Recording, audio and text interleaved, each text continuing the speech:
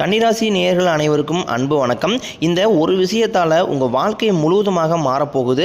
இந்த நாள் இந்த நிமிடம் எடுத்துக்கோங்க. இவங்க வாழ்க்கையில் எல்லா நேரமே துன்பம் தான். கன்னிராசிக்காரங்க மனசில் தினந்தோறும் இந்த வாழ்க்கை எனக்குவே வேண்டாம் வேண்டாம் சாமி, என்னோட உயிரை நீ எடுத்துக்க, எனக்கு இந்த வாழ்க்கை வாழவே பிடிக்கல, எனக்கு நிம்மதிங்கிறதே இல்லை, எல்லா இடத்துலையும் என்னை அவமானப்படுத்துகிறாங்க, அசிங்கப்படுத்துகிறாங்க, எல்லார் முன்னாடியும் நான் தலை குனிஞ்சு நிற்கிறேன், யாருமே எனக்காக இல்லை, எல்லாத்தையுமே இழந்துட்டு நான் தனிமரமாக நிற்கிறேன், முக்கியமாக எனக்கு பிடிச்ச என் உறவு கூட எனக்கு இழந்துட்டேன், எனக்குன்னு யாருமே இல்லை, எதுக்கு சாமி கன்னிராசிக்காரர்கள் நீங்கள் படைச்சிங்க, எல்லார்ட்டையுமே அவமானப்பட்டு துன்பப்பட்டு வாழ்ந்துக்கிட்டு இருக்கிறோம், இதுதான் எங்கள் வாழ்க்கையா, இப்படிப்பட்ட வாழ்க்கையை தான் நாங்கள் வாழணுமா அப்படின்னு புலம்பக்கூடிய நபர்களாக கன்னிராசிக்காரங்க இருக்காங்க.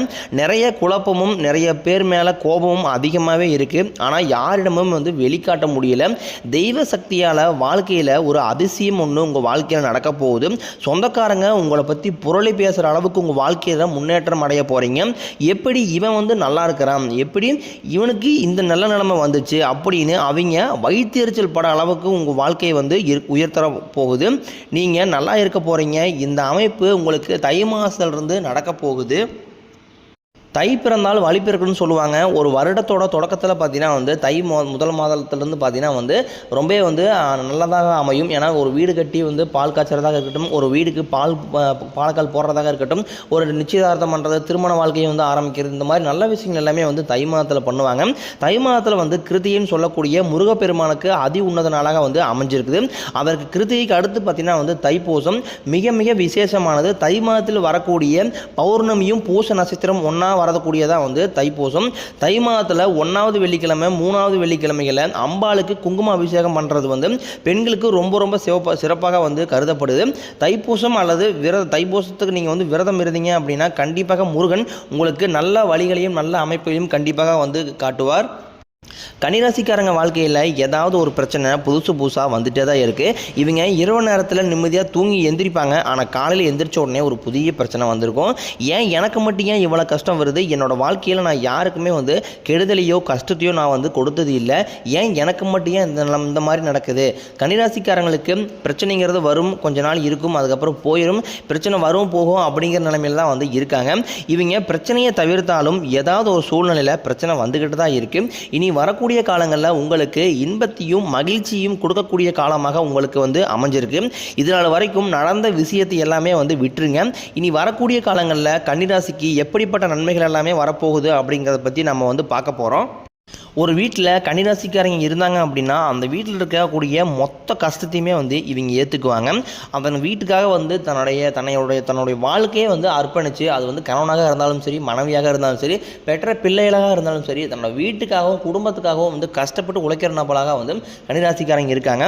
இனிமேல் கன்னிராசியை எதிர்த்தவங்களுக்கு இனி அழிவு காலம் தான். யமனையே எதிர்க்கக்கூடிய ராசி அப்படின்னா அது கன்னிராசி தான். எல்லாத்தையுமே வெளிப்படையாக பேசக்கூடியவங்க, எல்லாருக்குமே மனசார உதவி செய்கிறவங்க.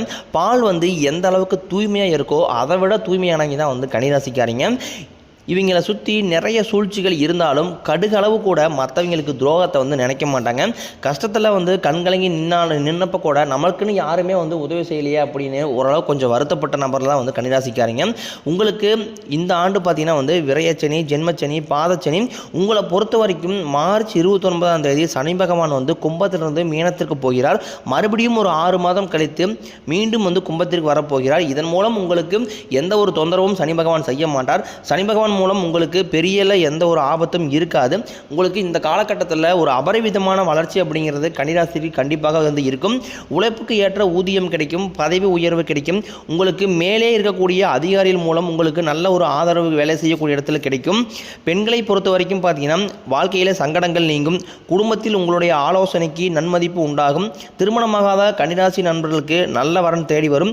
வாழ்க்கை துணையை இழந்தவர்களுக்கு மறுவாழ்க்கை அமையும். குழந்தைக்காக இயங்கியவர்களுக்கு இந்த ஒரு முதல் 3 மாதங்களில் உங்களுக்கு குழந்தை பாக்கியம்ங்கிறது நிச்சயம் உண்டாகும். நீங்கள் மாணவர்களாக இருக்கும் பட்சத்தில் நீங்கள் எதிர்பார்த்த நல்ல மதிப்பெண் கிடைக்கும். ஆசிரியர்கள் சொல்கிறத கேட்குறதுனால வாழ்க்கையில் நல்ல உயர்வை அடைவீங்க. உடல் ரீதியாக பொறுத்த வரைக்கும் உங்களை அச்சுறுத்திட்டு வந்த நோய்கள் எல்லாமே விரைவில் குணமாகும். இரத்த கொதிப்பு, சர்க்கரை போன்ற நோய்கள் எல்லாமே கட்டுக்குள் வரும். ஆரோக்கியம் இந்த ஆண்டு உங்களுக்கு ரொம்பவே மேம்படும். குடும்பத்தில் உள்ள பிரச்சனைகள் நீங்கும், தம்பதிகள் ஒருத்தருக்கு ஒருத்தர் புரிஞ்சுக்குவீங்க, புதிய வண்டி வாகனங்கள் வாங்குவீங்க, புதிய சொத்துக்கள் வாங்குவீங்க. உங்களுக்கு இந்த ஆண்டு பரிகாரம் அப்படின்னு பார்த்தீங்கன்னா, சனிக்கிழமை தோறும் சனி பகவானுக்கு நல்லெண்ணெய் தீபம் ஏற்றி வழிபாடு செஞ்சீங்க, வாழ்க்கை வந்து ரொம்பவே வந்து வளமாக உங்களுக்கு வந்து அமைச்சு தருவார் சனி பகவான். கன்னிராசி கேட்டகிரியை வந்து 2 விதமாக பிரிக்கலாம். ஒரு கேட்டகிரி பார்த்தீங்கன்னா வந்து நல்லா வசதியாகவும் பொருள் படைத்தவர்களாக அதிகமாக இருப்பாங்க. அவங்க வாழ்க்கையில் எந்த ஒரு துன்பமும் கிடையாது. இன்னொரு கேட்டகிரி பார்த்தீங்கன்னா வந்து அப்படியே வந்து டோட்டலாக சேஞ்ச் ஆகி மிடில் கிளாஸ் பீப்புள். இவங்க தான் பார்த்தீங்கன்னா வந்து வாழ்க்கையில் பிறந்ததுலேருந்தே வந்து ரொம்பவே கஷ்டப்படக்கூடிய நபர்களாக பெரும்பாலும் இருக்காங்க. நீங்கள் நினைப்பீங்க கன்னிராசி மட்டும்தான் வந்து கஷ்டப்படுறாங்க, எல்லாம் தானே கஷ்டப்பட்டு இருக்கான்னு நினைப்பீங்க. மற்ற ராசிக்காரங்களில் ஒரு 10% வந்து கொஞ்சம் அதிகமாக வந்து கன்னிராசிக்காரங்க வந்து கஷ்டப்படுறாங்க. கன்னிராசிக்காரங்க மற்றவங்க மேலே வந்து பாசத்தையும் அன்பையும் அதிகமாக காட்டுவாங்க. ஆனால் இவங்களுக்கு யாருமே வந்து அந்த அன்பை வந்து திருப்பி காட்ட மாட்டாங்க. சொந்தக்காரங்க நண்பர்கள் எல்லாமே வந்து இவங்களுக்கு ஒரு காரியம் ஆகுன்னு தான் வந்து கூட வச்சுருப்பாங்க. அந்த காரியம் முடிஞ்ச உடனே பார்த்தீங்கன்னா வந்து இவங்களை வந்து கழட்டி விட்டுருவாங்க. இல்லாத நபர்களுக்கு ஓடி போய் உதவி செய்கிறதுல முன்னோடின்னு பார்த்தீங்கன்னா அது வந்து கன்னிராசிக்காரங்க. தங்கிட்ட ஒரு 10 ரூபாய் இருக்குது அப்படின்னா அது ஒரு 5 ரூபாய் வந்து மற்றவங்களுக்காக வந்து செயலாக செஞ்சால் மட்டும்தான் அவங்களுக்கு அந்த நாள் வந்து நிம்மதியாக வந்து தூக்கம் வரும். உங்களுக்கு தை 1ஆம் தேதி முதல் 4 கிரகங்களுடைய பலன் வந்து கிடைக்க போகுது. உங்கள் வாழ்க்கையோட நிலை வந்து ஒரு முன்னேற்றம் அடையக்கூடிய மாதமாக உங்களுக்கு வந்து தை மாதம் அமைஞ்சிருக்குது. இது நாள் வரைக்கும் கைக்கு வந்தது தங்கியிருக்காது, நல்லதுங்கிறது நடந்திருக்காது, எல்லாத்தையுமே வந்து தடைகளோடு சந்திச்சிருப்பீங்க. இனிமேல் அந்த தடைகள் அப்படிங்கிறது உங்கள் வாழ்க்கையில் இருக்காது. வேலை இல்லாத நபர்களுக்கு இந்த ஜனவரி மாதம் முதல் உங்கள் தகுதிக்கு ஏற்ப நல்ல வேலை கிடைக்கும்.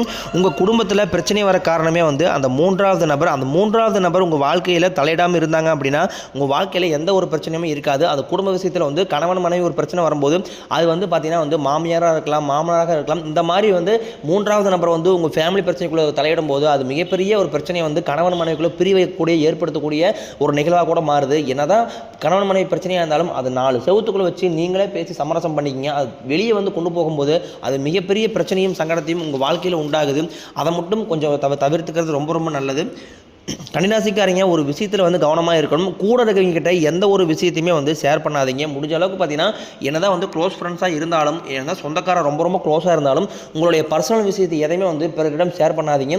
எதாக இருந்தாலும் உங்கள் குடும்பத்தோட உங்களோட மனைவி, கணவன், ஃபேமிலி, அப்புறம் வந்து பார்த்தீங்கன்னா அப்பா அம்மா இவங்க கூட ரொம்ப க்ளோஸாக இருக்கக்கூடிய சர்க்கிள் கூட மட்டும் அந்த இது வந்து ஷேர் பண்ணுங்கள். உங்கள் ஃப்ரெண்ட்ஸாக என்னதான் வந்து உயிரினமனாக இருந்தாலும் உங்கள் மீது அதிகமாக வந்து பொறாமைப்படக்கூடிய நண்பர்களாக வந்து பெரும்பாலும் கூட இருக்கிறவங்க அதிகமாக இருக்கிறாங்க. எதற்காக அப்படின்னு பார்த்தீங்கன்னா வந்து என்ன இவன் வந்து நல்லா இருக்கிறான் அப்படின்னு அதிகமாக வந்து உங்கள் மீது பொறாமைப்படக்கூடிய நபர்கள் பெரும்பாலும் இருக்கிறதுனால கண் திருஷ்டி வந்து உங்கள் மீது அதிகமாக பார்வை வந்து அதிகமாக இருக்குது. நீங்கள் ஒரு பிஸ்னஸ் பண்ணலான்னு இருப்பீங்க, ஒரு லேண்ட் வாங்கலான்னு இருப்பீங்க, ஒரு நகை எடுக்கலான்னு இருப்பீங்க, உங்களுக்கு எவ்வளோ பணம் இருக்குது அப்படிங்கிறது எதையுமே வந்து யார்கிட்டையுமே வந்து ஷேர் பண்ணாதீங்க. கடன் பிரச்சனை எல்லாம் உங்களுக்கு இந்த ஆண்டு வந்து முடிய போகுது. ஒரு பைசா கடன் இல்லாமல் இந்த ஆண்டு நீங்கள் வந்து எல்லா கடனையுமே கட்டி முடிச்சுட்டு நிம்மதியாக வந்து வாழ போகிறீங்க. ஏன்னா பெரும்பாலும் பார்த்தீங்கன்னா வந்து கன்னிராசிக்காரங்களுக்கு ஒரு மிகப்பெரிய ஒரு கடன் சுமைக்கு காரணம் என்ன அப்படின்னு பார்த்தீங்கன்னா அதிகமாக வந்து ஆடம்பரத்தை நோக்கி போகிறதுனால தான் வந்து நிறைய பேர் வந்து இந்த கடன் பிரச்சனை அதிகமாக போய் மாட்டிக்கிறீங்க. என்ன ரீசன் அப்படின்னு பார்த்தீங்கன்னா மற்ற நபர்களோட கம்பேர் பண்ணுறது. இப்போ வந்து பார்த்தீங்கன்னா உங்களுடைய சம்பளம் வந்து 20,000-30,000 தான் இருக்குது அப்படின்னா உங்கள் லெவல் வந்து ஒரு பைக்கில் போயிட்டு வேலைக்கு போயிட்டு வர முடியும், ஃபேமிலி ரன் பண்ண முடியும். இது வந்து உங்களுடைய ஒரு ஆவரேஜான தகுதி. நீங்கள் என்ன பண்ணுவீங்க அப்படின்னா பக்கத்து வீட்டுக்காரன் கார் வச்சிருக்கிறான், ஏற்று வீட்டுக்காரன் கார் வச்சிருக்கிறான், நானும் கார் வாங்கணும், அவன் வந்து புது கார் வாங்கி வச்சிருக்கிறான், நான் வந்து கடைசிக்கு ஒரு செகண்ட் ஹேண்ட் காராக நான் வாங்கணும், ஒரு 2 லட்ச ரூபா ஒரு 3 லட்ச ரூபா போட்டு ஒரு நல்ல கார் வாங்கணும் அப்படிங்கிறக்காக நீங்கள் அதுக்காக கொண்டு இன்சூரன்ஸ் அமௌண்ட் கட்டி மாதமான அதுக்கு லோன் 5,000-10,000 கட்டி இதனால் பார்த்தீங்கன்னா திடீர்னு ஒரு ஃபேமிலி ஒரு சுச்சுவேஷன் ஏதாவது ஒரு மெடிக்கல் எமர்ஜென்சி அப்படிங்கும்போது அதற்கு பணம் பத்தாமல் நீங்கள் வெளியே வந்து கடன் வாங்குற மாதிரி இருக்கும்.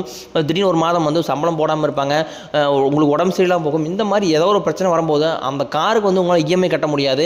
இதனால ஒரு பக்கம் கடன் வாங்கி நீங்கள் வந்து அந்த காருக்கு வந்து கடன் கட்டுற மாதிரி இருக்கும். இதுதான் வந்து உங்களுக்கு மிகப்பெரிய பிரச்சனையாக வந்து நிற்கும். எல்லா பக்கம் சுற்றி கடன் வாங்கி அந்த கார் கட்டி முடிக்கிற மாதிரி இருக்கும். அதற்காக இது வீண் ஆடம்பரம். உங்களுக்கு ஒரு தேவை, ஒரு அத்தியாவசிய தேவை அப்படின்னா அந்த கார் வாங்குங்க. மற்றவங்களுக்காக நீங்கள் எதுவுமே பண்ணாதீங்க. உங்களோட வீட்டு தேவைக்காக நீங்கள் ஒரு பண்ணுறது வந்து கரெக்டு. மற்றவனுக்காக அவன் முன்னாடி நான் வந்து கெத்தாக இருக்கணும், இவன் முன்னாடி நான் கெத்தாக இருக்கணும், என்னை வந்து அவன் மதிக்கணும், அவன் மதிச்சா என்ன மதிக்காட்டினா உங்களுடைய தகுதிக்கு ஏற்ப நீங்கள் வாழ்ந்துக்கிட்டீங்க அப்படின்னா உங்கள் வாழ்க்கையில் எந்த ஒரு பிரச்சனையுமே வந்து கிடையாது. அதுக்கப்புறம் பார்த்தீங்கன்னா வந்து கெட்ட நண்பர்களுடைய பழக்க வழக்கங்கள், தவறான தீய பழக்க வழக்கங்கள் இருந்துச்சு அப்படின்னா இந்த ஆண்டு உங்களுக்கு மிகவும் மோசமான ஆண்டாக கண்டிப்பாக வந்து கன்னிராசி நேயர்களுக்கு அமையும். ஒரு சில நபர்கள் பார்த்தீங்கன்னா வந்து அதிகமாக வந்து இந்த மது போதை இதெல்லாமே வந்து அடிமையாகிறாங்க. கடைசியில் வந்து வீட்டையும் பார்க்க முடியாமல் அவங்களுடைய சூழ்நிலையும் பார்க்க முடியாமல் கடைசியில் வந்து அந்த குடும்பமே வந்து ரொம்ப சீர்குலைஞ்சு ஃபேமிலி ரொம்ப வந்து கஷ்டப்படுற நிலைமையில் வந்து கடைசியில் வந்து கொண்டு வந்து விட்டுறாங்க. இதற்கு முக்கிய காரணம் பார்த்தீங்கன்னா வந்து அதாவது கெட்ட நண்பர்கள், அதாவது நண்பர்கள் வந்து சரியில்லை. அந்த முடிஞ்ச அளவுக்கு பார்த்தீங்கன்னா வந்து இந்த மாதிரி கெட்ட நண்பர்கள் ரொம்ப ரொம்ப தவிர்ப்பது ரொம்ப ரொம்ப நல்லது. ஏன்னா உங்களுக்காக உங்களோட குடும்பம் இருக்குது, ஒரு ஃபேமிலி இருக்குது, உங்களுக்காக வந்து பெற்ற பிள்ளைகள் இருக்காங்க, அப்பா வந்து வருவாங்க அப்படின்னு சொல்லி காத்துட்டு இருப்பாங்க. இந்த மாதிரி தவறான செயலில் ஈடுபடும் போது உங்கள் குடும்பத்தோட வாழ்க்கை வந்து அடுத்த ஒரு கேள்விக்குறியாக மாறுது. அதனால் முடிஞ்ச அளவுக்கு வந்து இந்த மாதிரி கெட்ட விஷயங்களையும் அதுக்கப்புறம் ஆடம்பரத்தை நீங்கள் தவிர்த்துக்கிட்டீங்க அப்படின்னா உங்களுக்கு 2025 மிகவும் வந்து ஒரு அற்புதமான ஆண்டாக கண்டிப்பாக உங்களுக்கு வந்து அமையும்.